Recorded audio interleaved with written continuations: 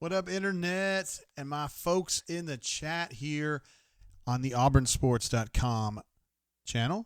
Yes, indeed, that's what it is. My name is Jay Tate.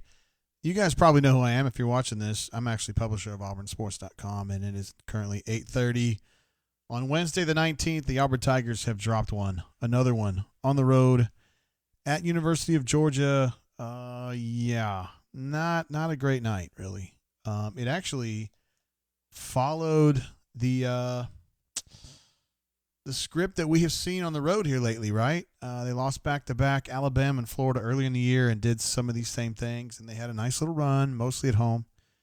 And now they're on the road again. This is their second consecutive game, and boom, boom, dropped them both. And another horrendous night from three-point range. At least it wasn't record-breakingly bad, but it was bad. And I think Pearl's just gotten fed up, man. You could see with some of the substitution patterns late in that game were very telling, leaving Jalen in there. Jalen Williams, who played really for the first time in the SEC season, ahead of D'Angelo, who was kind of a zero again. And I think at some point BP and his staff are like, we can't let you play 20 minutes of just completely uninspired basketball. We'll at least give Jalen Williams a chance to get in there and see what he can do. And that's what we saw tonight, second half. D'Angelo was really not pissing a drop, which has kind of become his SOP lately. And interesting night. It was almost kind of like BP left them in there to wither it a little bit. And they didn't really wither Jalen, and then Stretch was playing a little bit too. But I think you're going to have to teach guys a lesson. Anyway, thanks, guys, for tuning into our show here in the chat. We've got a lot going on, really, in the chat. A lot of our usual folks. Call Me Biscuit, TD in the house, Canoe Man, Corny coming in from the West Coast. Well, semi-West Coast. West Coast from where I sit. Who else we got in the house? Auburn Orange and Blues, Plains Old Joe, Scott MB, my man. What's up, Scotty? Hadn't seen you in a minute. We got our first super chat in, Plains Old Joe. Thank you very much for that. Yes, is sending you $4.99 because 49.9% is where our field goal needs to be to win. We haven't seen that as of late. No bueno. Creative. I like that.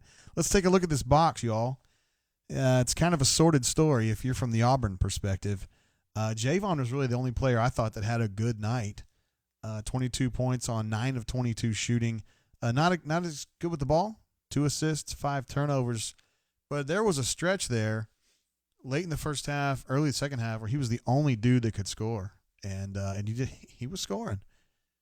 So can't fault him at all. I mean, he's a little loose to the ball, but, you got to take the good with the bad.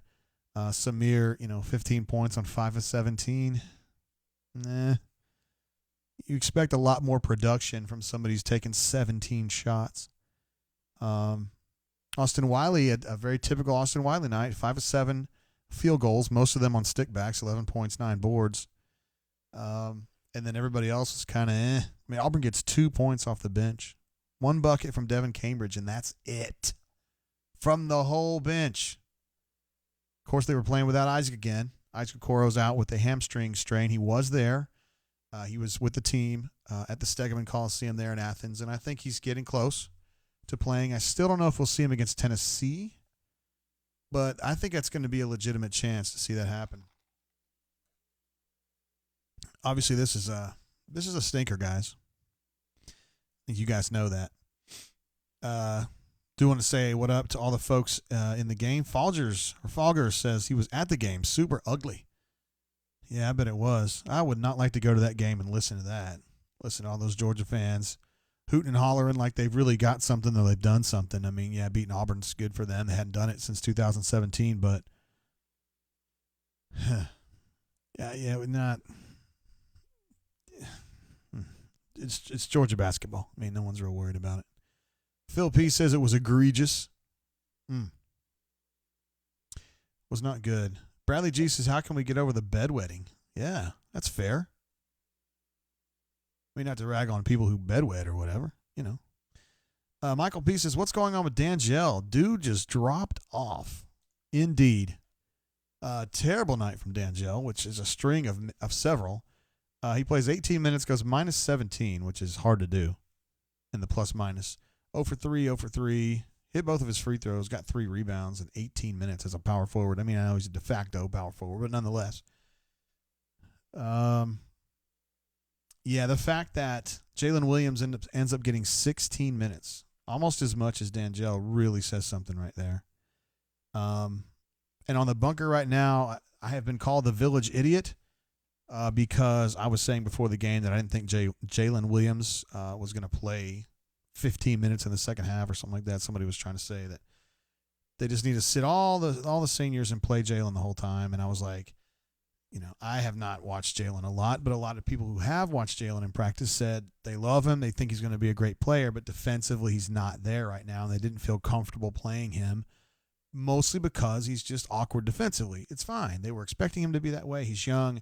He's going to be awesome. It's just going to, it's going to take a little while. And so that's kind of what I was telling folks, which is what the plan was. I mean, BP stood there yesterday afternoon and said in front of the video cameras, I don't want to play Jalen. We're not going to play Jalen very much. I said on the rundown not too long after that I did think Jalen was going to play because some other folks were suggesting that to me, and Jalen did play. And I think it's significant. You guys are looking at his line and going, why are we spending this much time talking about a kid that goes 0 for 1 from the floor? Well, because he brought some spirit that I don't think we see from D'Angelo very often. And even though defensively I think he has some problems, I do think he has a sweet left-handed stroke, and I think he was going to score a lot of points in his career. But, even if he's a little bit behind D'Angelo here, there, everywhere, if he plays with a lot more spirit, it's probably worth a shot. And I think that's what BP was thinking tonight. I'll be interested to hear what he says after the game over there.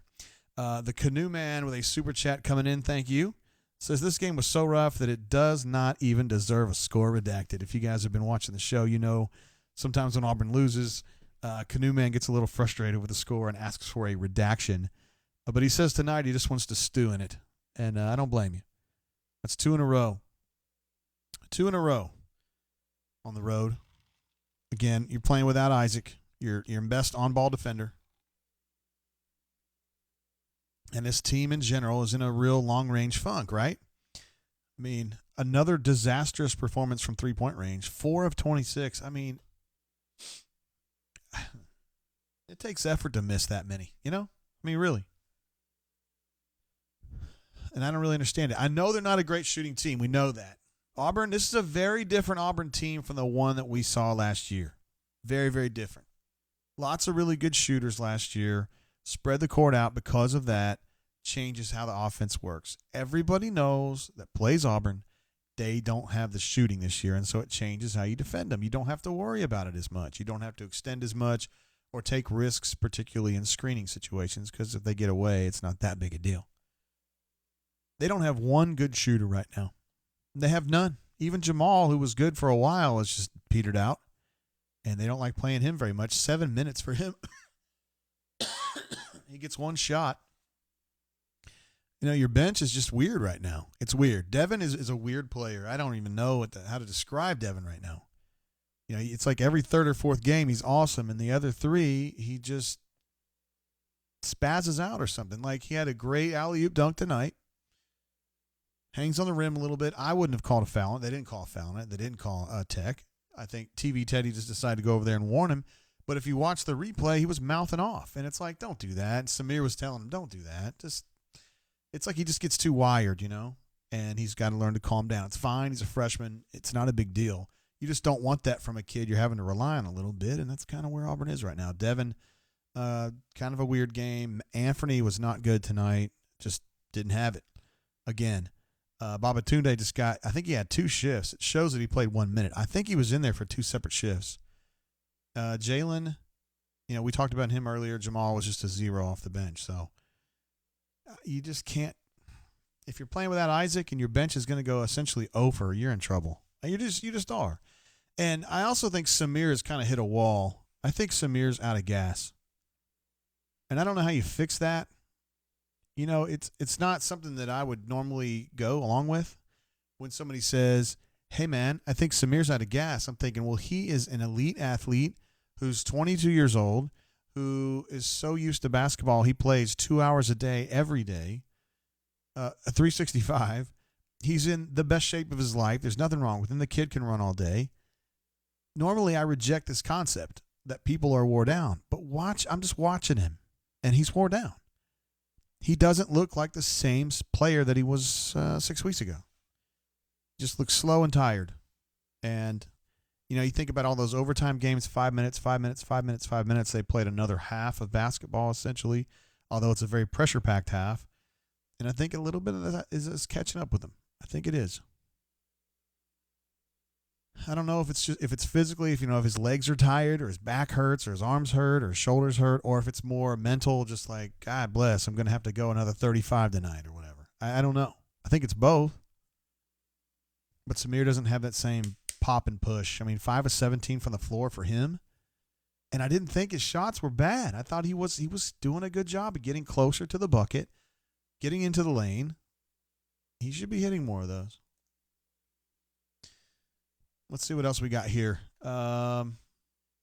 So many disastrous posters on the bunk tonight. Yeah, I even noticed it was kind of bad. They get to the Final Four and they start off whatever they were, 21-0, or everybody's like, Bruce is the greatest. I'll never say another bad word about him in my life. And then here they go. They lose 2 in a row on the road. It's like, I don't understand what he's doing, man. I don't understand this guy. Hey, tonight's whiskey is going to be the Old Bardstown. For me, it's just kind of a classic standby. I don't think you can get this in Alabama. This is the bottled and bond version, but we always pick it up when we're in Kentucky because it's $20. It's made by Willett. It's kind of a rye-ish bourbon, and I think it's one of the best values in all of bourbon. Old Bardstown Bottle and Bond. If you guys are in Georgia, I think you can pick this up. Certainly any of our viewers in Tennessee will have a chance for that, and Kentucky. See what else we got. Plainsville Joe says, I actually found a bottle of Blanton's at the ABC store yesterday. Attaboy. $65. Shocking. Yeah, I would buy that up all day. That's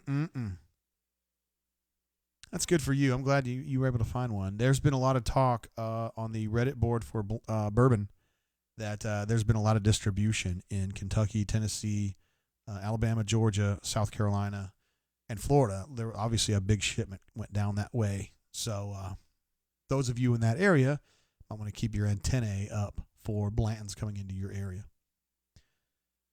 Canoe Man says, on the bright side, I was given a bottle of Blanton's today and cracked it open. What are y'all drinking? That's a great gift right there. So I'm going to drink on this Old Bardstown Bottle and Bond, which I really like. And I feel like I connect better with it now because I've been to the distillery and I've seen the still where this came out of. And I don't know. I like it.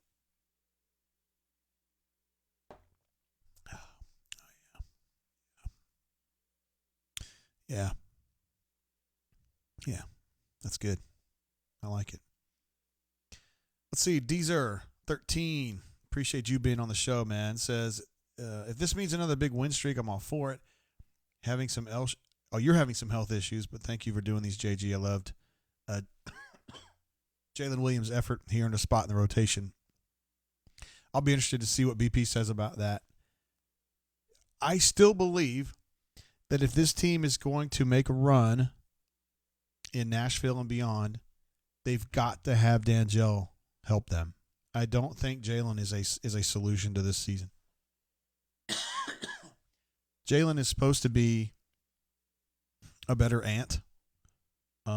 He's a shooting stretch 4. I think of D'Angelo as a 3 that they're desperately trying to make a 4. I think of Jalen as he has a 4 body, more so than Purifoy, in my opinion. But if this team's going to make a run, they've got to have D'Angelo. I honestly believe that D'Angelo has the best shot on the team. Statistically, that's not bearing out.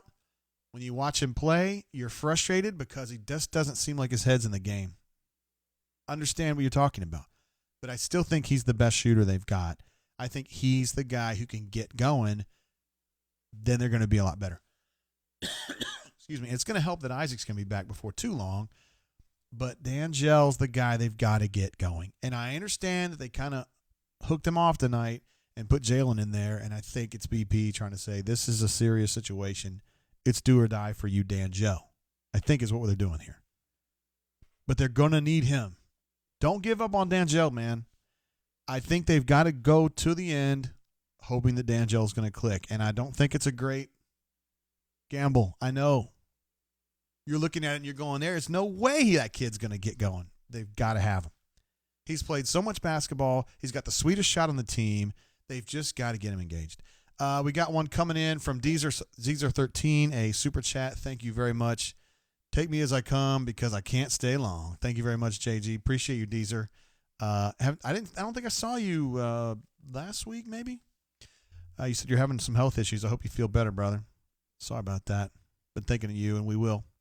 Cleve C in the Hizzle says, hey, JGT. I missed the last few shows. Been fighting the flu. Man, I hate to hear that. Are you in Montgomery? Because we've had a bunch of folks that we know in Montgomery fighting this damn thing. It's been 2.5 weeks for me. He says, been fighting the flu, getting better, thankfully. That's good news. Tough loss tonight. Definitely not the same team at all from last year. Hurting without Okoro. Hoping we can figure it out soon, War Eagle. Thank you, Cleve. Appreciate you, and I hope you feel better, brother. I really do. It is coming. Better days are coming. Once you get over it, it just kind of lingers with the coughing a little bit, but I felt good for like a week or two now. Week and a half. Oh, yeah. I tell you guys, when I went to the Wilt Distillery and we went up to the big canisters, I'm sure there's an official name for it, where they have the sour mash that they start heating up and stuff, and they let it ferment in there. She's like, hey, do you just want to taste it? And I was like, not really. Where is it at? And she goes, no, you can just stick your hand right in here. I was like right here, right now? Like, because this is where the stuff, this is stuff you're going to actually put in bottles. She's like, no, it doesn't matter. It's going to get all burnt off anyway. So I stuck my hand in there and drank the sour mash. It's not great. It's not great at all. You guys are going to be surprised to hear this, but it's actually kind of sour.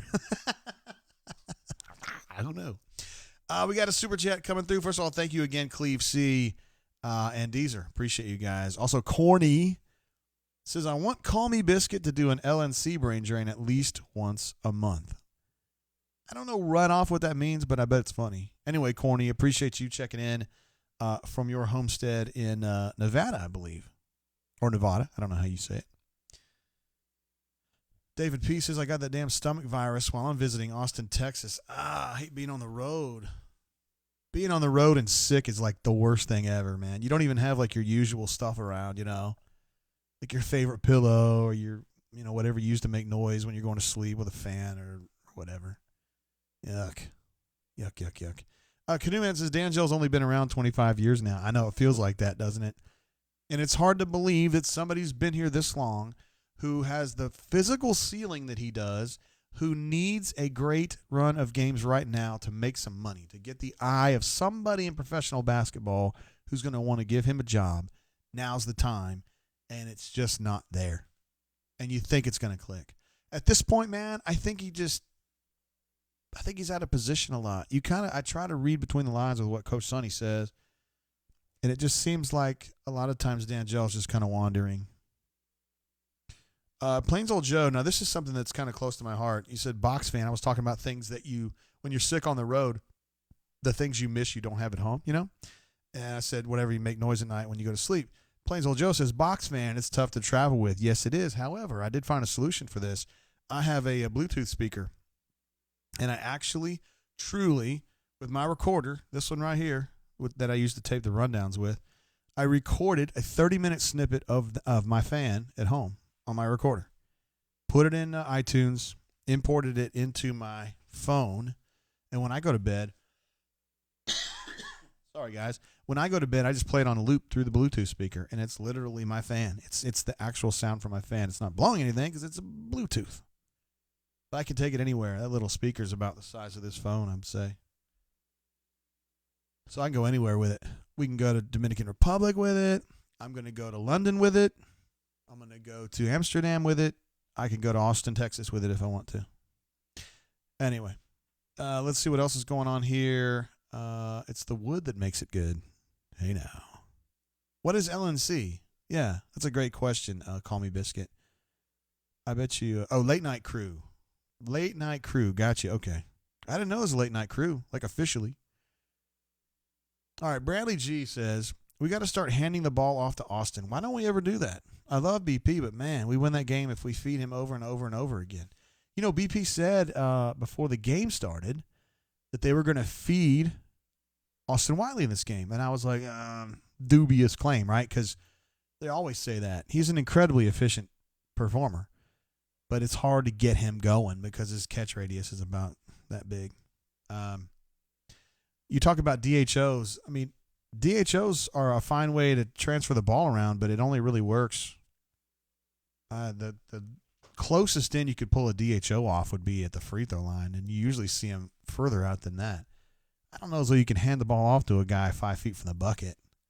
There would just be too much clutter right there. You wouldn't have a clean handoff, and I'm not even sure you could have a clean handoff with Austin anyway.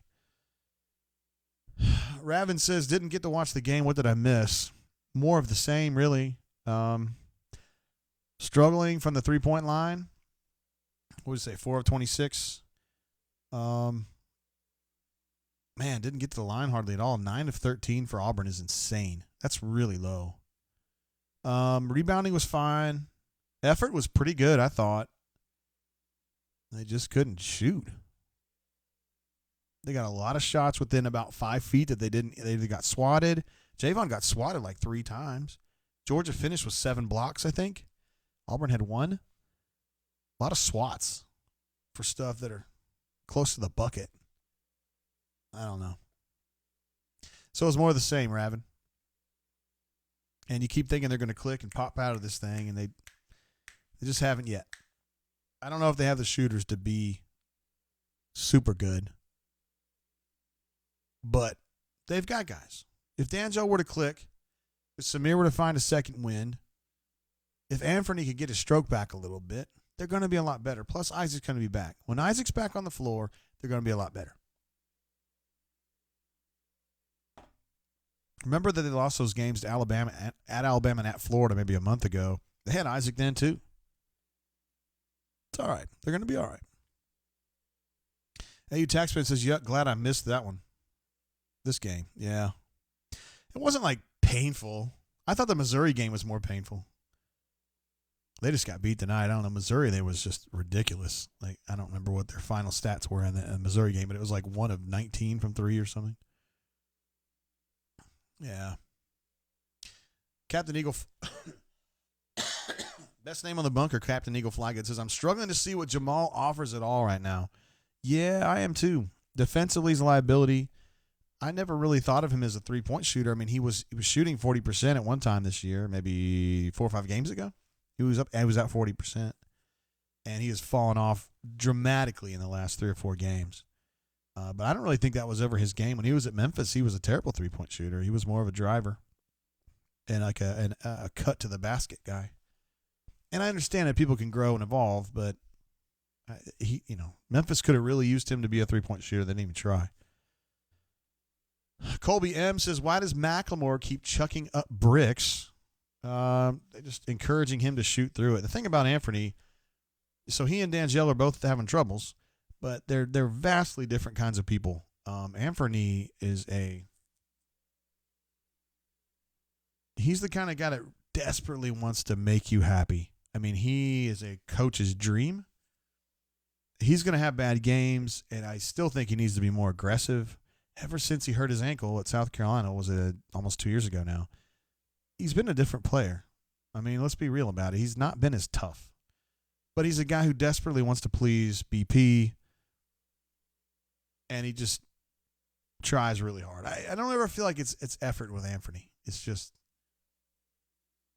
he's a two-trick pony, right? He's a pick-and-pop guy, and he's an off-ball swatter. And right now, his pick-and-pop is not working. First of all, defenses are on it. And he still gets some shots. It's not really off a pick and pop, but he gets some shots, and he's not hitting them. But they're going to let him shoot through it. D'Angelo's a little different. D'Angelo, I feel like his mind wanders. And I feel like he gets out there sometimes, despite his age, despite his experience, and doesn't think about what's going on. He's just going with it. And that's not good enough when you're down at Georgia on the road, and Javon's calling 2 horns down, and you're just lost. And I think at some point BP says, I'm done with this. Sit your ass down. I'm going to play Jalen, and let's see if Jalen can get where he needs to go on this horns down. I don't know specifically. if Jalen was great on his assignment tonight. We're going to find out in the coming days. But if he was, I suspect he's going to play more. Got a super chat coming through from BMAC344. I'm sorry, BMAC34 420. You're always cryptic in that. I don't think you usually leave a message. It just has you on there. And so I appreciate that. It will be my pleasure to read your message if so. If you've got one. There you go. Oh, yeah. Kesnarl said, this is a great question. Is Turbo at Auburn next year? Here's my thing. I don't know. I don't think so. Let me tell you why. I don't understand where he's going to fit in. So they signed him they thought they were going to be able to turn him from a combo guard into a point guard. They would love to have a backup point guard right now. They would love it. And they don't trust Turbo. I think in practice he's just too loose with the ball. He's so loose with it that he would be a major liability in the game. I think he's quick enough. So if he's not going to be good enough to handle the ball, and I think there's growing concern that that would not really be his thing, then what he ends up being is an undersized shooting guard. Okay? So he's like, I don't know how tall he is. 6 feet maybe? I wonder what Auburn officially lists him at. I would like to know this. Let me see. I know this is scintillating video. I just want to look this thing up. I'm curious to see what he lists at. Okay, they list him at 6'1". He's not 6'1". He's 5'11" or 6 feet tall, and it's short. It's really short for a shooting guard. It's fine for a point. I mean, because Sharif's actually shorter than that, but Sharif's a real point guard. So if Turbo can't run the point, he doesn't bring a lot of value to two because it means he's always going to be a defensive liability. Let's say he's 6 feet tall. I mean, he's almost Jared Harper trying to defend two guards in this league, which would be like Anthony Edwards. I mean, it's not going to happen. So I just don't know if he's going to fit. So you get Sharif next year. You got a good shot to get Jalen Brown. to get Jalen Green. You get Jalen, and he's going to play two if he comes. If you've noticed, a lot of national analysts are starting to kind of lean toward him coming to Auburn, Jalen Green. Sorry about that. If he comes. So you got Sharif and Jalen. That's a 1 and a 2. Yeah, I don't know. Turbo's not going to get ahead of Sharif, that's for sure. And he's not going to get ahead of the number one prospect in the country, that's for sure. So, yeah, I don't know. I mean, you hate giving up on a kid so early, and I don't know as though you're giving up on him. It's just, he might be better off somewhere else. If he's not going to be a point, I just don't know that he's going to ever be. Because Auburn, look, man, the way that BP's system works, the way that it features shooters, and the way that BP and his guys recruit, they're always going to be in on these top 50 points. 1, 2, 3, they're going to always be in the top 50. The top 50 guys are going to want to be at Auburn. So it's like Turbo would get he'd get buried quickly. I would think. I could be wrong. I'm not at practice every day. I'm just kind of telling you guys based on what I hear. We'll leave it at that. That's a great question, though, Kesnar. I appreciate you asking that. Really, really good stuff. Canoe Man says we need a backup point guard badly. Years, no doubt. Huge. We talked on the rundown yesterday, though. I mean, the bigger problem for this team, really more long range, is post. And you think about it right now, what this team has next year coming in. The kid out of Memphis, whose name escapes me right now. I get him mixed up for some reason. He's a 4. So you got him and Stretch and Jalen, who's a stretch 4. And that's your bigs. That's your selection right there. That's not good enough. Stretch has surprised me because he's a lot more athletic and more refined than I thought he would be. But I don't think he's ready to be a number 1 post defender next year. I don't think so. And Jalen, I like what Jalen offers. He gives you quick hands. He gives you effort and heart. And I think he has a really good stroke, particularly for his size. So if he's going to be matching up with 4s and 5s, it's going to be kind of like Anthony where he can just kind of pull out and shoot because a lot of those guys are not going to want to get out on him. which is really what happens for Anthony, right? It's like he's got a built-in advantage in that the 4s and 5s that defend him don't want to get out there. It's too far to go, and it gets them out of the rebounding range. So when Jalen is afforded those opportunities, I think he's going to be great at it. He's going to be great at it.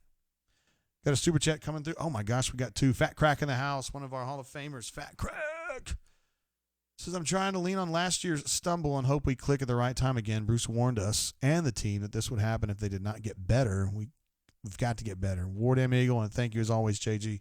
Thank you, Fat Crack. I appreciate you. You're always here for us, and I'm super grateful. Call Me Biscuit, also in the house. Any positive from tonight? Never felt like we were ever in the game. More of the same. Great description. Appreciate you, JGT. Well, there's a few things that I thought were really positive. First of all, I loved Javon's. We talked about Samir wearing down, which we can debate. I mean, you guys may not agree with me on that, but Javon's definitely not wearing down. Like, he's bringing it every single night, and he's got his problems. I don't think he's a nuanced point guard per se. I mean, he gets a little bit loose with the ball, but he fights like hell every single night. He's a pretty good three-point shooter, and he was hitting some mid-range shots tonight. He really brought it, and I think his effort is to be commended. I was also impressed that Auburn continued to build rallies. So they would get down. It was like they would get down 8, 9, 10, somewhere in that range, and then they would make a push, and they would put four quick points together, maybe 6 quick points together. I think the closest they got was 4 or maybe 3. But so they would rally and get there. But I think at that point they would back off. It would almost be like, well, we've accomplished something. We've gotten 6 points back. Now let's ease up and take a break. And Georgia would always come back, boom, boom, boom. And the next thing you know, they were back out to 8 or 10. So the positive to that is, well, at least Auburn continues to get the pushes. They continue to get the offensives and get the game down. They haven't given up yet. They've just got to learn to galvanize on the defensive end and say, okay, scoring on 3 consecutive possessions is great, but that is not in and of itself the goal. The goal is to score on 3 consecutive possessions and then make those points matter by getting some stops. And I feel like they're neglecting their defensive responsibilities and they're not valuing what needs to be done on the defensive end. They're too concerned with the offense, which is funny for a team that's like, 6 of 40 from three-point range in the last 2 games. But nonetheless, I just think they need to galvanize defensively. And if you look out there, I mean, with Isaac out, you don't have a lot of trustworthy defenders. I mean, Javon's okay. Samir's maybe 1 click above okay. Dangel's poor. Flanagan's okay-ish. He's a little too aggressive, which causes some problems at times, fouls, and then he'll go for a steal and he'll miss it, and then he'll be playing from behind. But in general, it's okay for him. And then at center, Austin is okay. He's more of a shot blocker than he is a defender, but because he's usually against guys that are quicker than him. So defensively, they just don't have it, man. I mean, Isaac's their on-ball defender, and they need him. They need him all the time. And it hurts to be without him. But they're going to suffer through this and take the L's, and then they're going to get him back, and it's going to help them a lot. I don't think he'll be back for Tennessee. I think it's going to be Ole Miss. But I'm not a doctor. We got a super chat coming in from our old friend, Nick S. Says, yo, good times down in Dothan tonight. You 100% yet? I am very close to 100% now. I don't sound it necessarily, but I feel good. I know you're always moving around here, there, and everywhere. I bet you're feeling better if you're down in Dothan tonight. In the Wiregrass. We got a friend of the show lives down in Dothan. I was communicating with him earlier tonight. We'll just call him Joe. Our friend Joe D, who lives down in Dothan. Big time basketball fan, goes to all the games, away and home. Was texting me down there because he ran into Ben at Tiger Walk. Ben, man, what is he doing? Ay. But anyway, Nick, hey, I'm glad I know you're feeling better, and I hope to see you here before too long. Love the Cats, otherwise known as Hornacious, otherwise known as the second or third best horn. Says other horns suck ass. Appreciate you, Hornacious. You're the man, dude. I'm liking that new house, too. Saw those pictures on Facebook.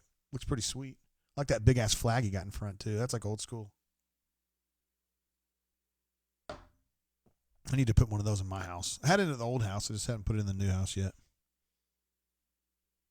Love the Cat said he's putting in the $1,000 obligatory Jimpty super chat. There's some bunker humor right there. If y'all remember, Jimpty was the guy who bought tickets and was like, yeah, man, I'll send you the money. And then he didn't. But he actually did later, but I had to get involved. Oh, old Jimpty. Yeah. It happens sometimes. Plains Old Joe says, is it weird that I have a harder time watching all the way through a basketball game than finishing? Finishing a brain drain. A brain drain? All I know is I'm glad you're here, Plains Old Joe. And thank you for that super chat earlier. TD says Stretch is ready for real minutes next year, but I agree, not a prime player. Yeah, he impressed me. Like, the times that I've watched him in practice, he's better than I thought he would be for a kid from Nigeria who got stuck over there on visa and really hadn't played a whole lot. I mean, he's a player, but let's see where he is a year from now, or whatever, 8 months from now.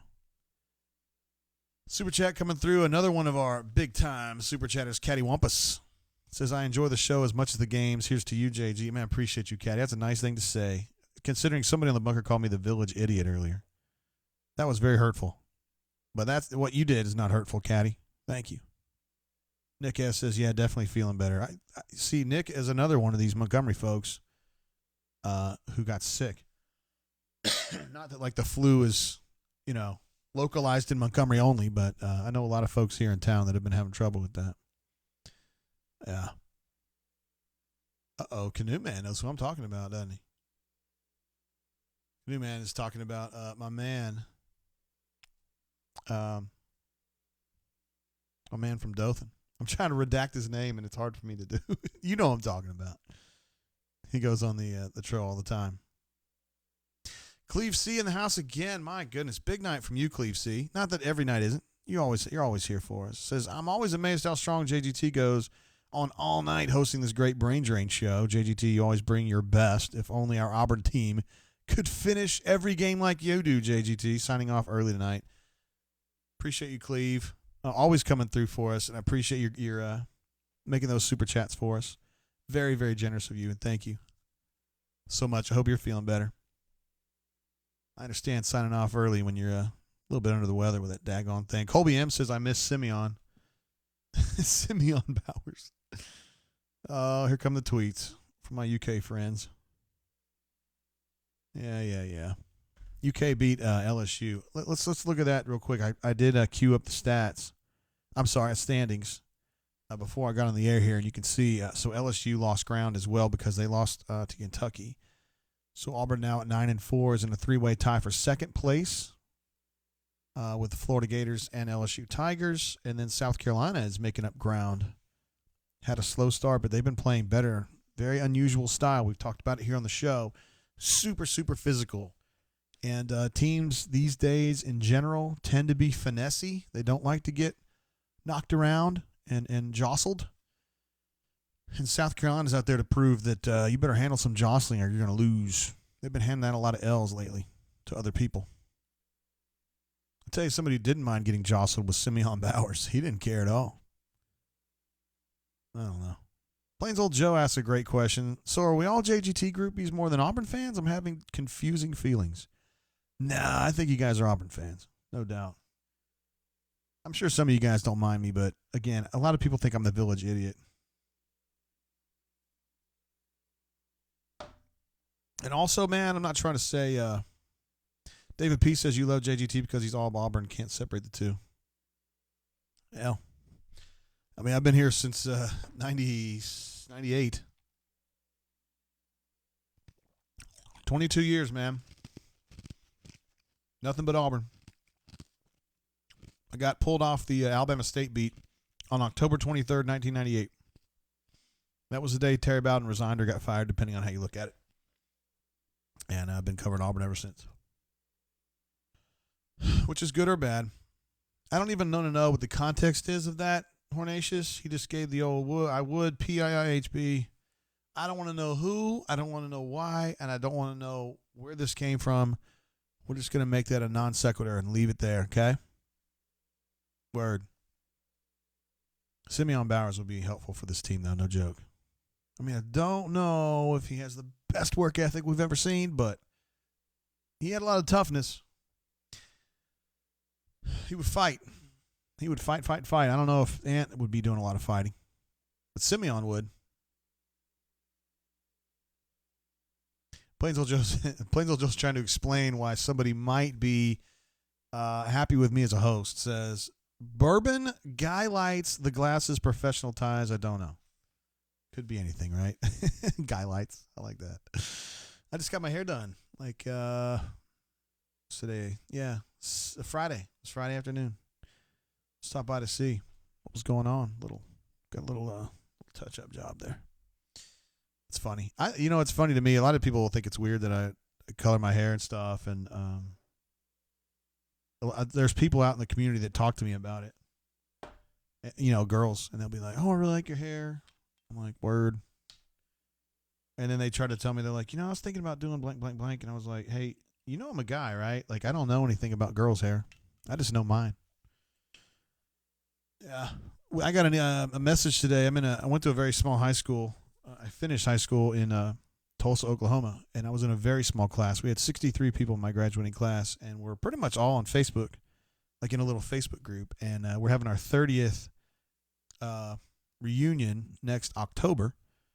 And they were all like, "Oh my gosh, can you believe it's been 30 years?" And I was like, "Listen here, yo, I got colored hair. I'm retroactively class of 2000 now. That took 10 years off my life. So y'all are old, and I'm not." LOL. Like one person thought it was funny. To hell with them. I don't think I'll be able to go either. This stuff always goes down when it's football season. And I just kind of feel like I need to be up on Auburn football like every minute when it's football season, Because I don't want Gus to get anything over on me. If he's going to do something dumb, I feel like I got to be the guy there to make fun of him for it. I feel like that's kind of like my role. Yeah.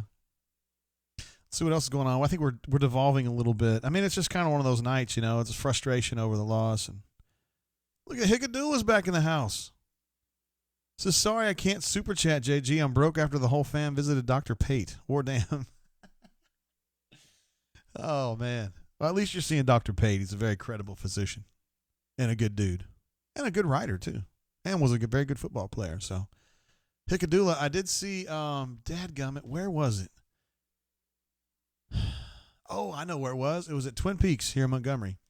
I saw some Old Smoky Moonshine. They actually had it. You could buy it there. Well, you get like a shot. I would never want a shot of that, but they had it for sale. And I thought Hickadula would be stoked about this. I think we had another chatter the other day. I want to say it was a girl. Said she was drinking Old Smoky Moonshine too. Glad to have you in the chat tonight, Ruxpin. The man. I'm back with a lot of Svedka. No, please don't. Please don't. You're not drinking that, are you? Anyone else watching the Bloomberg roast, please get politics off this chat. We don't do that. I don't want to get into political talk. I'm already having to go toe-to-toe with my wife over this stuff, and that's enough, okay? I don't want to say who she's supporting, but it's somebody that I don't support very much. But in these times when everybody wants to give hell to other people for their political views, I am turning a cheek to it and I'm being nice. And my friends who are supporting candidates or ideologies that I think are BS, I never say a mean word. I always say that's very interesting. I think he or she, that's a great idea. Even if I don't think. Even if I don't think it's a great idea. Fat Cracker says, "Is the super chat down?" Man, I hope not. Wish I could super chat myself. Canoe Man says it was Amanda. So that's to dovetail off my mention earlier about the Old Smoky Moonshine Hickadula. It was Amanda. Indeed. Melee says not judging political. Just saying. Just saying. I'm just saying. You know who says that? O.J. Simpson. He always finishes his Twitter rants with, "I'm just saying." Take care. Hey, Twitter world, it's me, yours truly. That's my man right there. I really would like to hang out with OJ. I got some questions for OJ Simpson. All right, so the standings. Auburn has not lost a ton of ground in the standings. I mean, really, at this point, you're trying to shoot for a top 4 seed. That way you can skip that first night of the SEC tournament. That helps a lot. So you can kind of see what you're looking at here. Auburn, let's take a look at the schedule, upcoming schedule for Auburn. You got home against Tennessee early Saturday. And Tennessee is a team that has been struggling. We'll get to their Ken Palm here in a minute. I got that queued up. But you'd think Auburn would have a pretty good shot against Tennessee at home. Auburn generally plays pretty good at home. And then they've got Ole Miss at home on the 25th. Again, Ole Miss is a pain in the ass. They're a pretty good team. They're coached well, I think. And you guys know who watch the show, I think they should be better than they are. They got a lot of talent. But Auburn tends to play better against them at home by a ways. So, Auburn gets these 2 wins at home. You're going to feel a lot better about how things are going. And then you got the game at Kentucky, which a lot of people would think would be a bloodletting, and I'm just not sure that it's going to be. I'm not saying Auburn's going to win the game, but if you got Isaac back going full speed, they've been humbled. They're going to get better playing Tennessee and Ole Miss. I mean, yeah, we'll just see. I guess we'll cross that bridge when we find it. Then A&M at home, and then at Tennessee, but they still should be really good against Tennessee at their place. So, look, man, I think the schedule's better. You would think, well, Missouri's not very good. They've been playing better. Georgia's not very good. Nah, you're right about that. But, road games without Isaac, it's tough. I don't know. We got another super chat came in from Mr. Hornatius. Says, bad no call and Crocosile. 22 are the same guy. Busted. Boom. Got him. Bradley G says, how did we lose that game? Shot poorly from 3. Didn't defend with enough passion. Didn't bow up after some good consecutive possessions on the scoring end. And nothing from D'Angelo, nothing from Jamal, very little from Devin Cambridge, and nothing from Ant. There you go. How do you feel about that? Questions for the Juice, Canoe Man asks. Okay. Now, I don't know, man. I feel like I'd be wading into political waters with him because, he's a Democrat, obviously. I mean, that's all he talks about. So, yeah, I better not. Maybe next time. Let's see. David P. says, not a political point at all, which means political point coming, but only for Auburn representation. It does make me smile that Tuberville is running for the Senate. Oh, dude, it makes me smile, too. I spent more time talking to Tommy than any coach I've ever covered or any coach ever, and it's crazy to think he's running for Senate. I hope he wins, and I'm pulling for him just insofar as, as far as coaches go, I consider him a friend. I mean, I text back and forth with Tommy, not so much since he's been on the road here, but like for the 20 years before that. I know him pretty good. Colby M says, did Bama lose? Yes, Bama did lose at home to Texas A&M. That would make me feel better. Well, feel better, buddy. Yeah. Love the Cats. Hornatius wants to know, how do we report your show to YouTube? What would you report me for, huh? For speaking the truth? That your brother is more cunning than you are? I'm sorry. Do you think Mr. YouTube really cares about that? Do you think he's going to do something to me about it? It's not like he's going to be able to squelch me and turn me off and keep me from talking. I mean, he can't even do anything.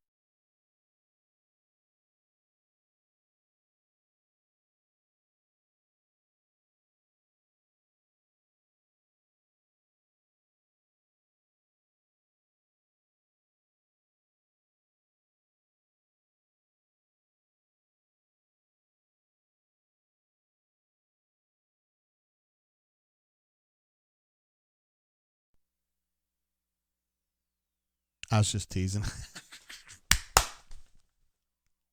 You thought somebody got my computer, didn't you? Well, they didn't. All right, Bradley G says, very nice sum up, Jay. Your basketball literacy makes me happy. Hey, thank you, man. I've watched a lot more basketball than I have football in my life. As Kevin Steele would tell you. Believe me. Stoop Up in the house. Man, Stoop Up's like every single time. Super chatting it up. Appreciate you, Stoop Up. And I know you've been here a long time, bro. Says UK is going to be a problem. Sorry, guys. UK is going to be a problem. They are starting to figure it out. AU still has a good shot to get to 12-6 in SEC play and hopefully the double bye. Yeah, that'd be good, right? 12-6 would probably get you in there. That'd probably be a 4 seed. 3 or 4. Could be a 5, but I'm just saying. But anyway, Stoop Up, thank you. And Nacho Hombre, you've been picking it up here lately, bud. Appreciate you. You are part of our crawl for great super chatters. Says still love this team. Bradley G in the house. That was a good one. I was waiting because the chat was a little bit behind what I actually did. Yeah, when I clicked off the video and the audio, it was pretty funny. I'm just teasing. Anyway. Call Me Biscuit with a great question, a very topical question. Says, why is Greg Robinson selling weed? Dude made $29 million the last 6 years. So if you guys hadn't heard, Greg Robinson, was busted at the border, like apparently going, I don't know which direction he was going, but he's the Mexican border, with a shit ton of weed, right? And they arrested him on a felony count of possession with intent to distribute. Now, we got a long way to go on this because it's still got to be adjudicated and all that, but it's obviously not a good look for Greg. And it's not fake news. I mean, that really happened. So, because it started out as a TMZ report, and TMZ tends to get stuff right like that, but then later on it made its way into mainstream media, and so yeah, that's not a great look, is it? And I didn't know, but they were saying that the Browns had non-tendered him for the next year. It essentially cut him, or you know what I mean.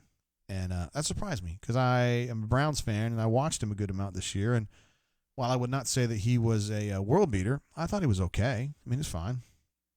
I guess they figured he was just getting paid too much to be fine. I don't know. Let's see. Ultimate Troll J, I thought me reporting worked. How dare you report me, bro? Man, that's bad.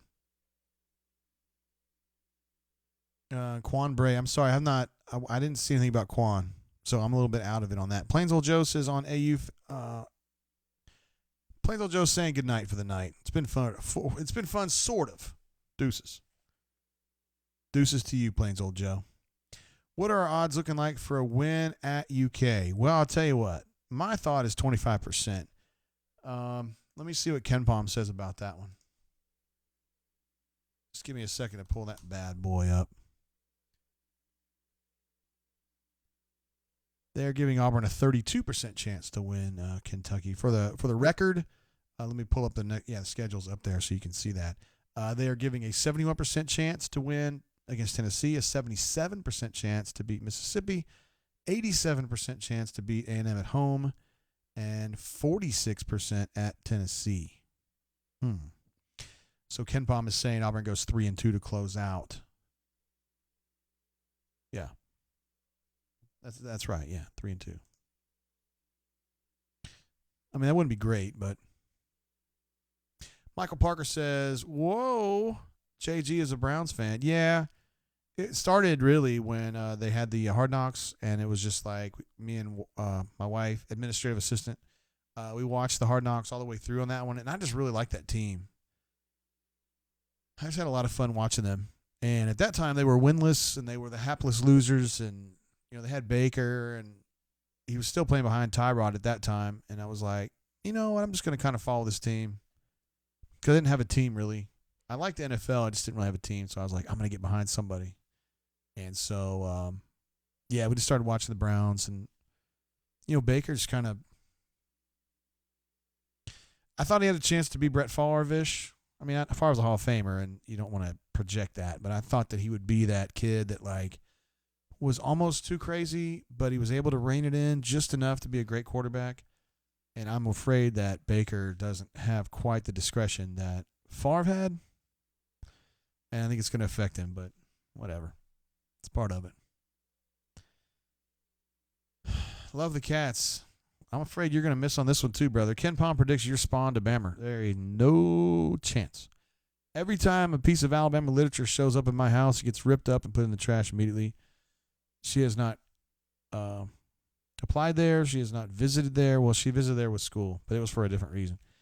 And there's been absolutely no talk about her going to Alabama. So that ain't happening, and that's that. That's that.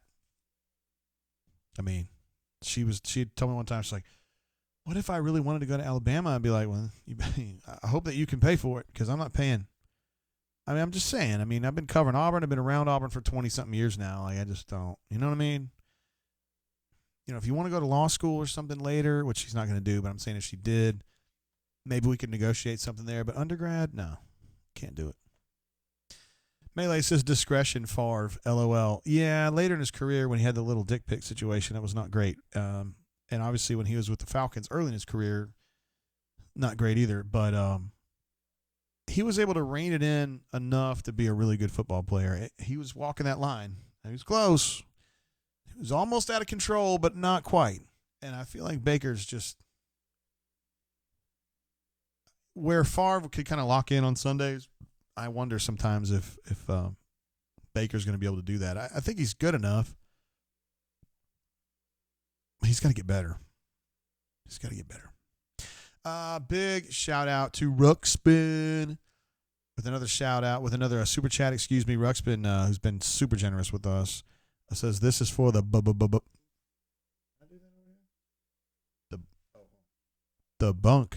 I can't get it going anyway. That one's for the bunker. Ruxpin, you're the man. Appreciate you. Hornacia says $0 for Ruxpin. How dare you? Michael P says he's a Browns fan. As my avatar shows, I can see that now. Been a Brownie since the 80s. Bernie Kosar, Kevin Mack, Ernest Biner, the Ice Cube, all. Yeah, remember those days. Actually, I was watching... it was a very big moment. It was that game between the Broncos and the Browns in the 80s. I think it was the Elway game when he brought them back or whatever.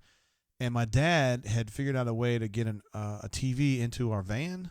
We had like a nice van, like a van with like reclining seats and plush interior and all that kind of crap. But he had gotten a TV in there, and the antenna was able to pick up the game, and we thought this was the coolest thing ever because I was actually on the road watching TV. I mean, these days the kids have their phones, and it's no big deal, but back then it was a big deal. And so I was able to watch some of that game. It was like all, you were on an antenna, so it was kind of like a lot of white noise on the screen or whatever. But I was like, it is awesome. David P says it kills me that old Jerry Glanville's back coaching the XFL. Me too, man. I would have thought that dude was like way retired by now. And the fact that all I can think of is, remember on NFL Films, he was the guy that said, you know what NFL stands for? It stands for not for long, which is what you're going to be if you don't get your call straight. And I was like, that guy's the man right there. I love that. Ruxpin comes through with another super chat. He says he's dropping this one for Hornacious and Corny. Corny, our number one poster in all of Nevada. And then Hornacious, who is at least no worse than the second best horn. We'll see. A conversion van, Beaches. Exactly. That's what it's called, a conversion van. You're right. And he says, if the vans are rocking, don't come a knocking. Yeah, it was rocking a time or two, but nothing terrible. Nothing terrible. Doug D says, how bad were Mac and Purifoy tonight? Impressed with Jalen on D. I was not impressed with Jalen on D, but I was impressed. Well, Jalen had some steals, though, and he was spirited. But if you remember, there was a point in the game about 5 minutes left, something in that range, where Georgia had a free throw, and then Georgia got an offensive rebound off the free throw because Auburn didn't box out. That was Jalen. And they used that to get another bucket. Huge defensive lapse there, and he's got a block out there. He also had a couple situations where guys just ran around him. And I'm not hating. He's a true freshman who's been on the bench for most of the last 2 months.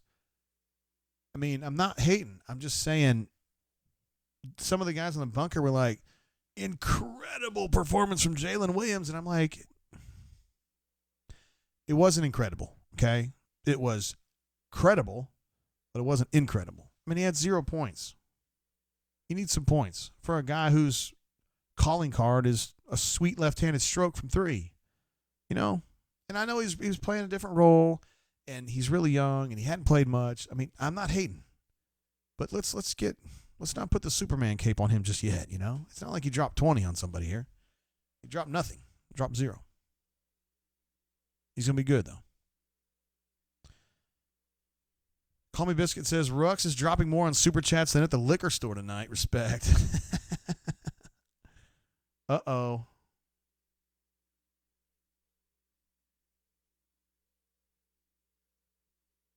Jay Lee, I think Jay Lee wants to hop on the show. And, you know, we never say no to Jay Lee. Here comes another super chat coming through from Ruxpin for Hang Up Biscuit. All right, Biscuit, you got to go now, bro. Nick S says this Buffalo Wild Wings bartender sucks. You know, that tends to happen. Yeah, it's Buffalo Wild Wings. Okay, I'm calling. I do want to mention that BMAT is covering baseball tonight, so it was me and Big Daddy Nate on the basketball tip tonight. So I'm hoping to get Nate on here in a little bit. But I told Jay Lee, I told him when we were doing the rundown the other day that I wanted to get him on the horn. And because he's always fun and entertaining, and he said he wanted to get on now. So we're going to add Jeffrey Lee right now.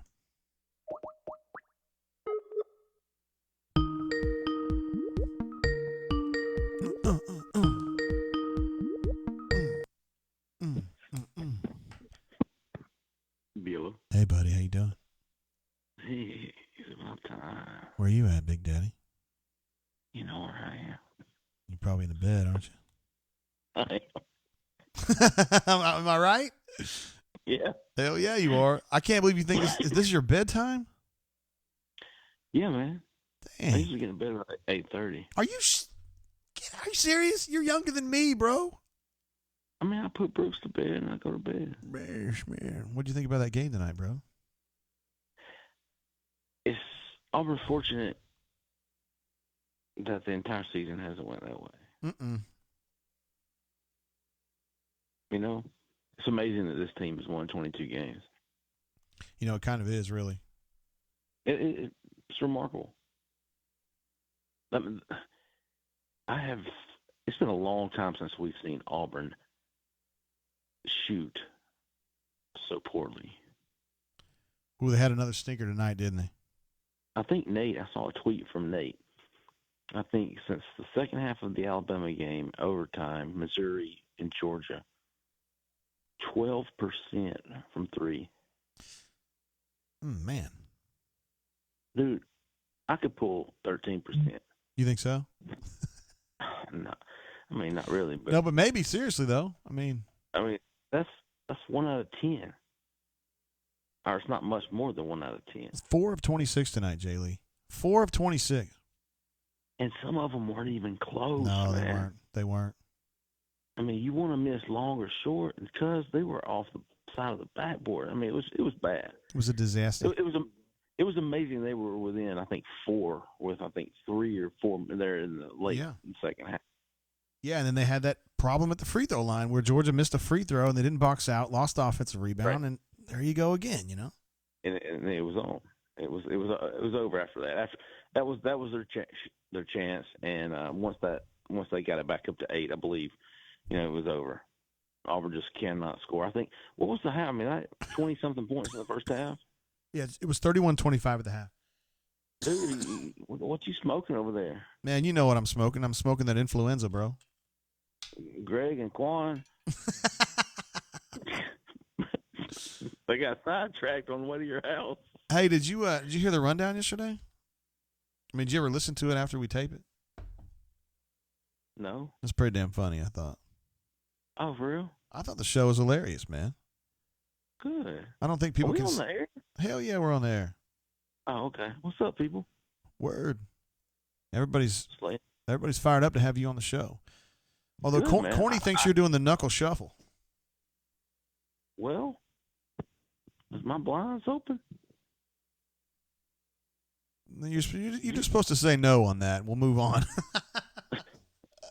Of course not. I don't do that. No, of course not. Hell no, absolutely not. Oh wow. Okay, hold on. So let me get this straight. Damn, Quan Bray. You know Quan Bray got arrested today? that was it's heartbreaking. I joke, but it's really heartbreaking. I know both of those guys really well. I mean, not really. I covered their recruitment. I covered them at Auburn, and I would not have thought those two guys. And it's not like they went out and a violent crime. Yeah. But very poor decision making on their part. Yeah, it's unfortunate. But I would really like to know. I think there was 159 pounds. Like, where do you hide that? Well, you can swallow it. That's not. You're swallowing a ninth grader. I mean, seriously, what are you? You think that like? I don't know. I'm waiting for some more details to come out on that. I really hate that. I think I saw Greg's facing up to 20 years in prison. Quan can't be too far behind. Yeah. So really sad, man. Everybody makes mistakes. I certainly have made my share. So I'm not judging at all. Hopefully it works out for them both. But obviously, very poor decision making there. Well, this basketball team, Jay Lee, I don't know if they can fix this shooting per se. I mean, they're not going to shoot 4 of 26 every night, but this is not the same team as last year where you got a bunch of sharpshooters. I don't know if you have a sharpshooter on this team. No, there's not. Javon got hot for a second there. He hit 2 or 3. Then he hit a floater. I think he hit 2 threes and he drove in and hit a floater. And he thought, all right, now feed him. But it's almost like he's hesitant. Yeah. And there's just not, we've talked about this all season long. There's not a Bryce Brown. Would love to have a Justin Powell, just somebody who can, hit 30% or more, obviously. But they just don't have it. It's amazing, again, that they've won 22 games. I think we've seen how big Isaac Okoro or how valuable he is to this team in the past 2 games, just defensively. Anthony Edwards, I don't know, he didn't exactly light it up, but, man, you can see the difference between Okoro guarding him and not. We saw that tonight. He had a lot more success in Athens than he did in Auburn. I see now why people are so high on that kid. Yeah. Cat can ball. He is. He's a baller. He's going to play in the NBA. He's going to make some money. We had a super chat come through from Fat Crack. It says Jay Lee's here. Thank you for the super chat recommendation of the rundown sauce at Voodoo. It's delicious. So there you go. Fat Crack, what's up, Fat Crack? Yeah, he came through on that. He got hot and dipped it into Cajun Ranch. Of course, that's what the rundowns. That's rundown up, stuff, dude. Trendsetter, what? Hey, I mean it's a really good idea, honestly. It tastes really good. I mean, it really does. I would not steer anyone wrong when it comes to wings. Obviously. Yes. Well, listen, man. I know it's late for you. Hold on. I got one more. Okay. This came out.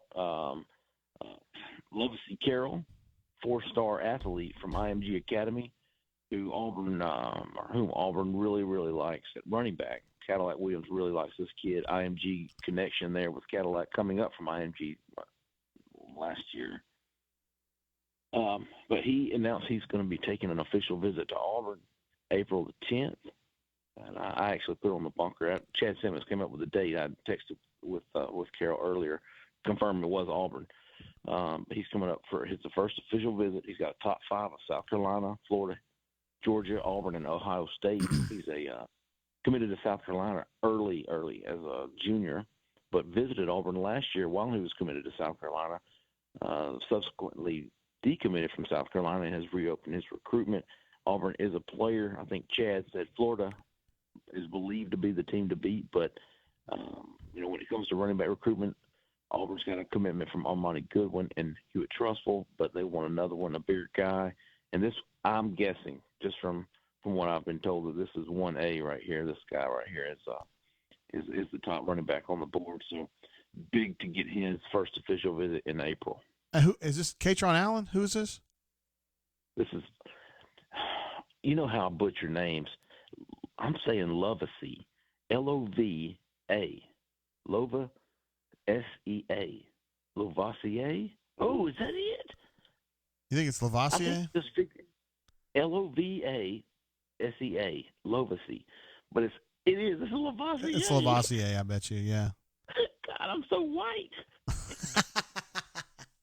We at Rivals officially list him as an athlete, 6'1", 190. And he's a big kid because I remember him coming in last year. And I thought, damn, that's a big linebacker. And he was just a junior at the time. Yeah. But he was, like I said, he was committed to South Carolina. But no, turns out he's just a really, really good athlete. Can fly, very fast. Kind of like loves him. Auburn's probably, like I said, top guy on the board. Lavoisier Carroll. Man, I'm glad I didn't get him on the phone earlier. He would have to straighten you out on that one, I bet. Dude, to be fair, that is a little confusing. So. It really is, especially for an old white cat like myself. Speak for yourself. Man. Oh, gosh. All right, Lavoisier Carroll will be in the house. So that's good. There you go, April 10th. All right, bro. Jay Lee, appreciate you staying up for us, bro. All right, man. Fat crack rules, dude. See you next time. Later. Jeffrey Lee, ladies and gentlemen. The one, the only. Corny says, I love a stream of consciousness drain. It's the only way we do it around here. When me and Jay Lee get on the horn, you never know what's going on. Johnny K says, going downhill, need to refocus. We can refocus, bro, if that's what you would like. I thought learning that Lavoisier Carroll's coming to campus is pretty big. All right, let's take a look at some other numbers. I do have, let's see, final box. This is this is the Tennessee Ken Palm. So Auburn's playing Tennessee next in Auburn Arena. They are giving Auburn, 70-something, 71% chance to win that game. You can see Tennessee's kind of on and off. They are definitely not what they were last year, that's for sure. But when you lose Admiral Schofield and that other dude was really good for them, Grant Williams, you lose a lot. I reckon they're out of their point guard too. They beat Vanderbilt the other night, which, it's great to win a game, but Vanderbilt's not very good. Lost to South Carolina, got crushed by Arkansas. No, they crushed Arkansas, got crushed by Kentucky. So you can see, they're losing. Most of their games are close when they lose, except for Mississippi State. But I just don't think this team is – Auburn should be able to win that game. I know you guys are looking at yourself going, what? Shooting, whatever it is, 7 for 50 in their last 2 games or whatever, or 60. But they're going to be all right. They play a lot better at home. And, this stuff's got this humbling situation where you lose 2 on the road. It kind of it has a cumulative effect, I think. And at some point, they're going to start buckling down a little bit more. Really, it's just a matter of buckling down, I think, defensively particularly. The shooting, they're never going to be great shooters, but they're going to get better from where they are. But defensively, they've got to learn that when you have some good stuff going on in the scoring end, you can't then relax on the defensive end. The work's not done down there. The work is done in aggregate. You've got to stay tight on the defensive end as well. And I think that they've kind of lost sight of that a little bit. And they won't stay lost forever. He was pretty fired up, Fat Crack, that you tried the, I would call it the rundown, in the rundown fashion. It's not really a sauce per se, but it's a rundown fashion. To get it in hot and then dip it in the Cajun Ranch, and then you kind of have a double-decker there. It's kind of cool.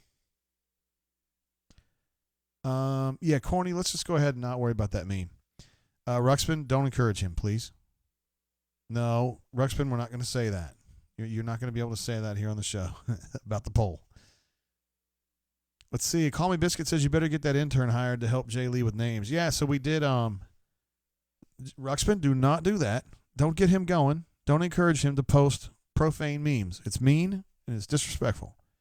Now then, Biscuit, we did. Me and B-Matt interviewed a young lady about being an intern with us, and I liked her. I thought she was sharp. She has not written a whole lot, so it's going to be a work in progress with her. But the next step for us is going to be to have her cover either probably a baseball game with B-Matt, and then maybe she gets a little story, not a game story, but like a little feature story on somebody that B-Matt thought might be a good story, but he didn't really want to get to or whatever. And we'll give her a few chances to write them up and just kind of see where she is and if she's in a position to be able to help us this summer at all.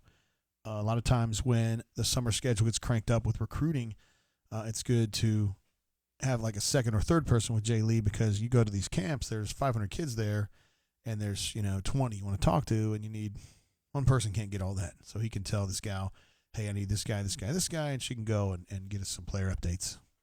That's really the goal at this point. But yeah, I think she's going to work out, and I'm looking forward to her having a chance to write a little bit for us and get her into the family, so to speak, if if it works out. She is from Columbus, Georgia. She comes from a family, very much an Auburn family. Her brother, I think he just graduated. And then obviously she's at Auburn now. So TD says, TD says baseball stories are a great way to start since essentially nobody reads those. Boom, boom, boom, boom. Wow. Goodness gracious. Wow, wow, wow. Well, BMAT's going to keep writing baseball because that team is really good. And I think I don't know how many people care right now, but when that team is 45-6 and they're ranked number 3 in the country, I think a lot of people will start caring about it then. This team is super, super, super, super, super deep. They got a bunch of dudes. Hitters, pitchers, bullpen catchers, diamond dolls. I mean, they got everything. Head coach, Hall of Fame pitching coach, hitting coach, who's, a former Auburn athlete of some repute. You may have heard of him, Gabe Gross. Of the Cats with a super chat that just says, Miner sucks ass. A man of few words, you are, Hornatius. He doesn't like the purple miner. Okay. So you can see there the Tennessee is not awesome. There's going to be a lot of people that say, hey, man, this Auburn team, they're not going to beat anybody playing like that. You're right. They wouldn't, but they don't play like that very often. It tends to be on the road, and they kind of let some things get away from them. I think it's going to be a pretty intense couple days of practice, particularly tomorrow. And, I think they're going to get straight. My guess is that they play a close game against Tennessee and they win it by 6. And they'll feel better about it. Still a decent team. Still a good team. Auburn's still a good team. They don't have a lot of shooters, but they do have Isaac Okoro, and generally their defense is good. Generally their rebounding is good. They're going to be all right. Let's see. TD says exactly. Early in the season, it's not a big deal. Now, College World Series time is a different story. Yeah, but there's some people who just like to watch it grow. To watch, hey, the team's 5-1, and we're going to watch Tanner pitch, or whatever, and kind of follow them as they become national stories. I don't know. Doug D says we will not beat Tennessee without Okoro. Interesting. Canoeman says, is B-Matt out of Jazzercise yet and ready to call in? No, B-Matt was busy today, man. He was doing that baseball. He was living that baseball life, which is tough, man, to be out there. Auburn was up 8-1 through 6, and I was like, no, I'm disengaging from this game. And so he focused on that. So I wasn't really going to get him on the horn tonight because, he's been doing baseball. And I think he watched a lot of the basketball game, but Nate was the guy on the game tonight for us. Coney says, so the bag man gave his bag to Tim Hudson. I'm good with that. Interesting. Very, very interesting. Canoe Man says, I care about Butch and Auburn baseball. Good for you. Butch is a national treasure, in my opinion. Guy's a hell of a baseball coach. He's really good because, first of all, he's a great baseball coach. Second of all, he's a good recruiter. Kids love playing for him, man, and he knows. I used to cover a dude over at AUM when I was in the local newspaper here in Montgomery called QV Lowe. QV played at Auburn. He was actually the ace pitcher on their College World Series team from 1966 and one of the really good pitchers in Auburn history. And started the program at AUM, and he was the coach for probably 30 years over there.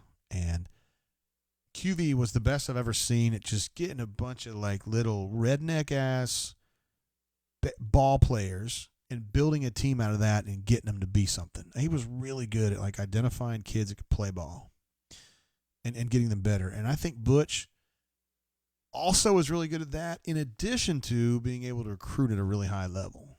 So I don't know if QV would have been great at a big school. I think he wishes that he would have had a chance to do that because he was at AUM his whole career.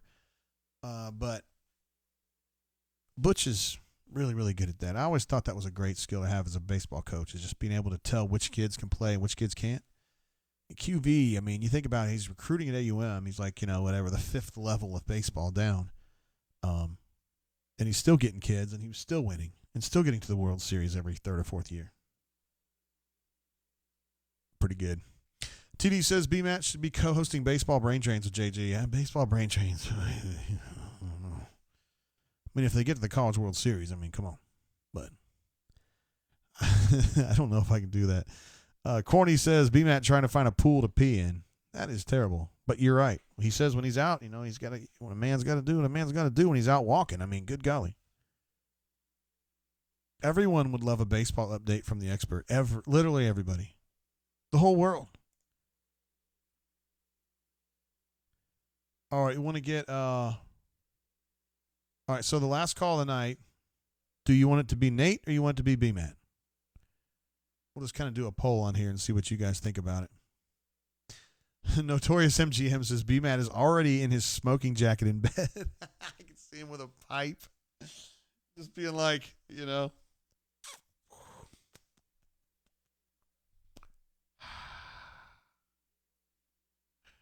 I'm just watching this Liverpool game.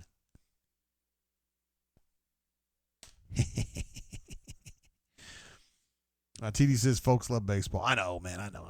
Auburn baseball fans are probably the most ardent. Really. I mean, Auburn football fans are ardent too, but I feel like the baseball people, the ones who really stick out, you guys know, like Plains and Parking Lot, who's really into baseball, really into Auburn baseball, they are really into it. You know what I mean? Nate will be too serious. Yeah, that's kind of Nate's thing. B-Matt. B-Matt does wind walks, not wind sprints. That's awesome. Good stuff there. Figured baseball brain drains were a given. I mean, I don't know as though we would do that like nightly, right? I mean, I know when they get into SEC season, they're playing teams like Vanderbilt or whoever. Yeah, it's a big series and all. But, of course, we've got LB Puppy says Nate. Stu Pup says Nate. Here we go. Now we're stuck. Well.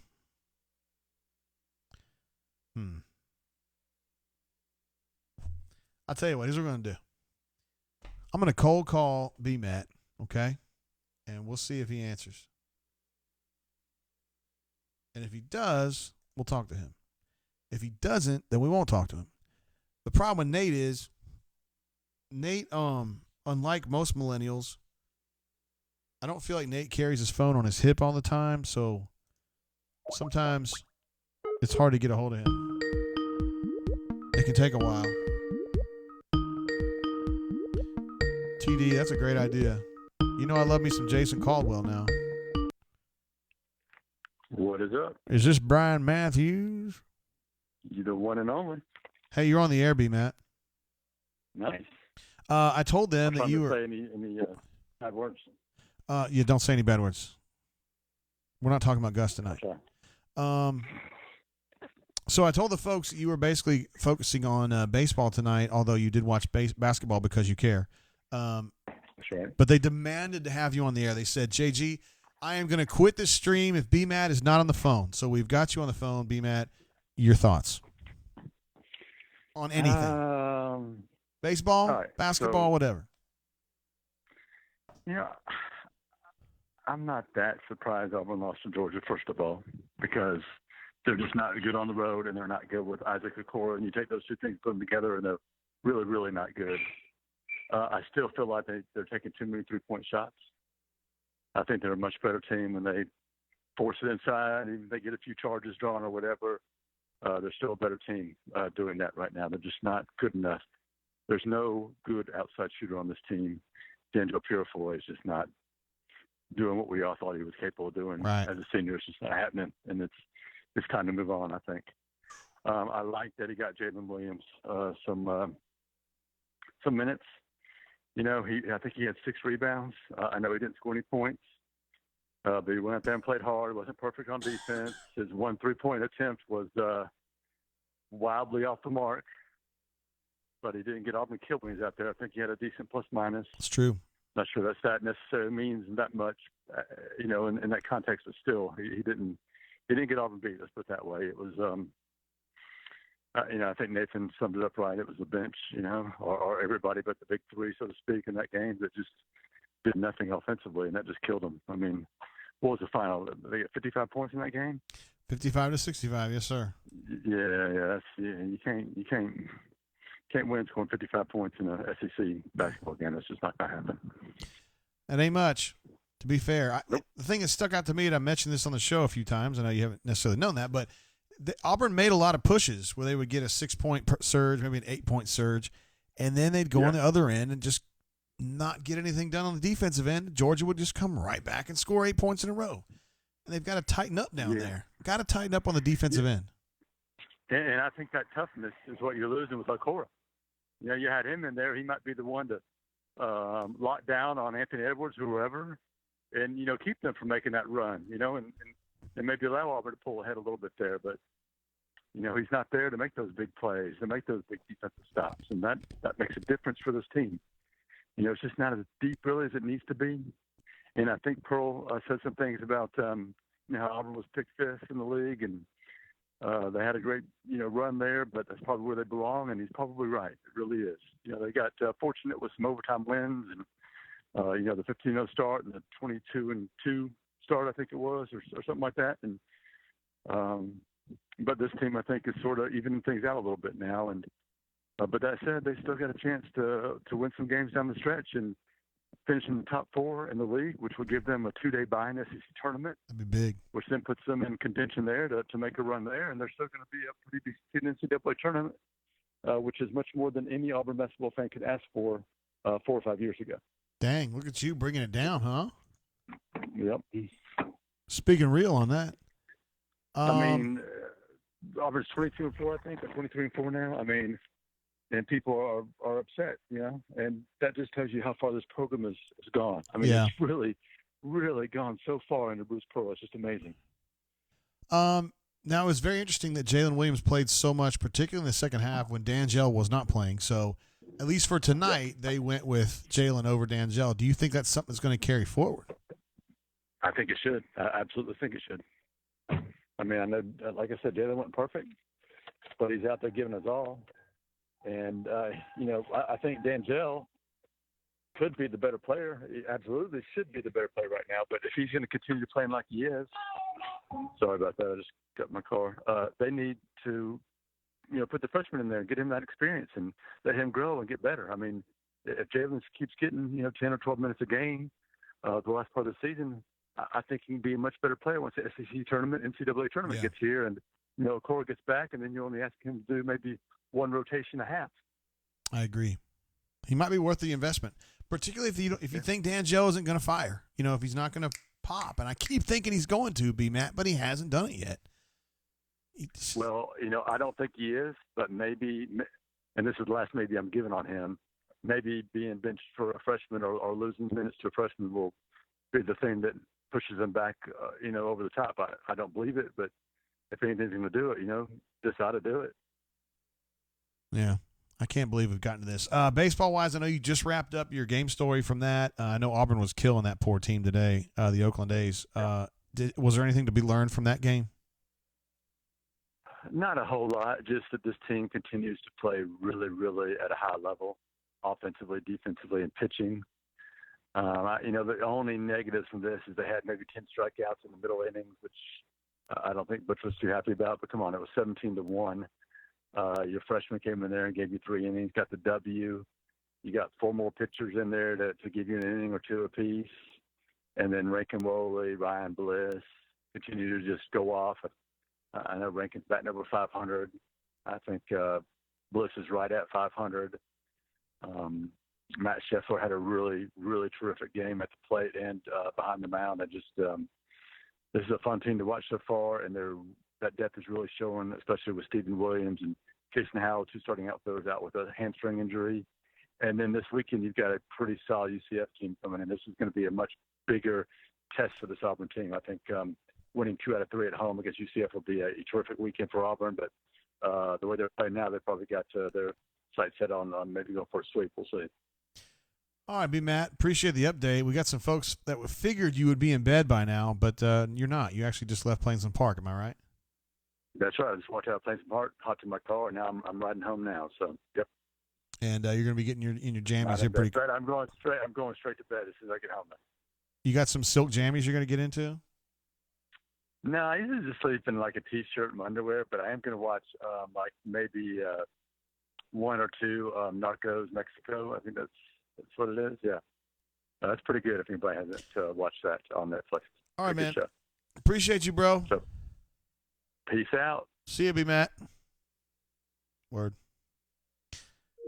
Yeah, once he said underwear, I was out. I was out. I had to get out. I was not expecting that at all.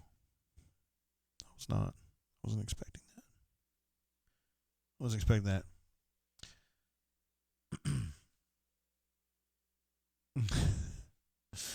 Oh, Melee. That's something right there. Kenny Corny says, is there any doubt B-Matt has tomorrow's clothes laid out on the cedar chest at the foot of his bed?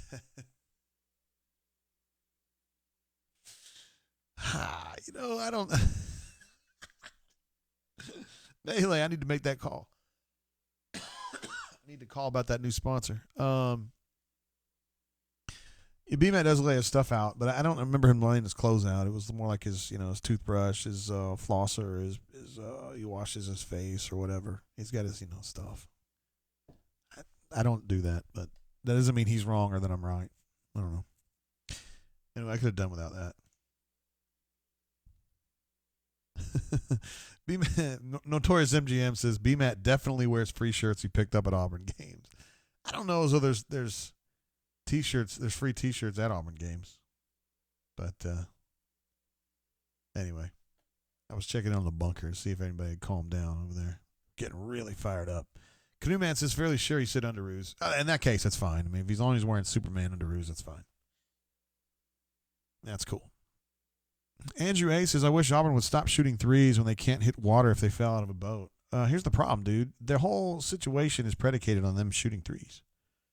Like that's what BP does. That's what BP did at Southern Indiana. That's what BP did at Milwaukee. So that's what BP did at Tennessee, and that's what BP's doing now. And they can't hit threes, but they're yeah. Whose shirt is that? Bullshit. You stole that one too? Find me my rival sweatshirt and find me my Secret Service top, please. Will you at least go look? Thank you. Close that. Love you, man. It's my daughter. She's wearing one of the T-shirts I've been looking for. Now I know where it was. It was in her room. I'm missing a sweatshirt. I'm missing my long sleeve Under Armour top. Everything just goes and it just disappears, and I know where it went. Because my wife doesn't wear the clothes that I own, but my daughter does. Never thought I'd have this problem. Let's see. Johnny B. Good says people don't understand hoops or CBP. Now we're getting to some real business now. AU Taxman says better question is how do we have no shooters? Now that's a good question right there. I don't know the answer to that. I mean, Samir was when he signed here, he wasn't really a shooter. He was a driver. And he's a pretty good driver. He's not super quick, but he's super industrious. Like he just finds a way to kind of wiggle. You'd like to see him finish more, but he does get space. But he's not really a shooter. Javon was not supposed to be a shooter. They thought D'Angelo was going to be a shooter, and he hasn't been. Isaac's got a lot of great things about his game. I don't know as though three-point shooting is at the top of the list, but he can shoot a little bit. Anthony's, when they signed him, he wasn't a shooter at all. They kind of developed that little flip three. Has kind of been something he's worked on the last 3 years. That's a good question. I don't know. And, Davion, I love bringing up Davion when we talk about it, but Davion's not really a three-point shooter either. I mean, he's just kind of like Javon. He's a better Javon, really. So, I don't know. That's a great question. They were not expecting Jared to leave. I mean, on their organizational chart, they would have had Jared staying the whole way because he's a short little dude, right? And they didn't. I mean, they're happy for him and they're stoked that he's doing, because you need to get guys in the league and he was ready to go. But they were expecting Jared to be the point guard this year too, and he's a pretty good shooter. I don't know. I think they need more. And Sharif's not an elite shooter, and yeah. They need to get one. I think they need to go get a Nate Sestina, like Kentucky kid that they took, grad transfer from, I think, Bucknell, who gives them some three-point shooting. They need somebody to go get a grad transfer who can shoot. Like a 4 who can shoot. Stretch 4 who can shoot. Be awesome. They're going to be looking, believe me. TD says NC State beating Duke by 25. Oh, I am so heartbroken to hear that. So heartbroken. Duke's been playing with they made a deal with the devil this year because I don't know how they got out of that game at North Carolina. I bet they had a 2% chance of winning that game, and they still won it because it's Duke. But I'm glad they're getting their comeuppance at North Carolina State. Because Duke sucks. I hate Duke. Hey, you Taxman, that's a great question, though. That's a great question that deserves more discussion as we move forward. Because that's a really good question. And I don't know as though this next class, even though it's star-studded and really good, I don't know as though they have a great answer. Everybody's saying that Justin Powell is going to be the man. But I don't know. And even if he is, let's say he's a 40% shooter. It's great. That's great. That's 1. You need about 4. Blake D., Mr. Positive. Mr. Positivity never has a crossword for anybody. He says, peace and love to my Auburn family and your families. That's what I'm talking about right there. Glad to have you, Blake. I love your positivity, bro. We couldn't make it without you. Alpha Tiger finds a way to blame Allie D for the loss tonight. Allie's been talking it up big time on the Twitter, saying she could not afford to take an L these Georgia Bulldogs tonight. Thanks, Allie. Great job, Allie. Appreciate it. Notorious MGM says, I'll trade a Final Four for Jared's senior year. I think everybody would do that. Although I do think we're having some folks in the bunker that have very short memories. I think there's people actually getting mad for real. They're questioning the way BP's handling Jalen, questioning the way that BP's not handling Purifoy. I don't understand what they think the solution to Ant is. You can't simultaneously do the Purifoy Jalen swap and then bench Ant indefinitely. You can't do that. There's no bigs left. People are clamoring for Turbo. Javon's not the problem, you guys. He's not. And Samir's not the problem either.